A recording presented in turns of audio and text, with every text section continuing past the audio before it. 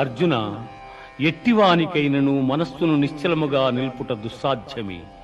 అయినను దానిని అభ్యాస వైరాగ్యముల చేత నిరోధింపవచ్చును.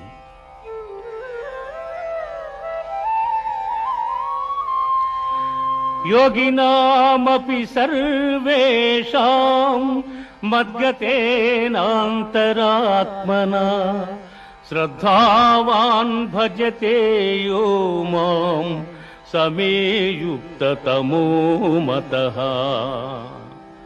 అర్జున, పరిపూర్ణమైన విశ్వాసముతో నన్ను ఆశ్రయించి వినయముతో ఎవరు సేవించి భజింతురో వారు సమస్త యోగులలో ఉత్తములు.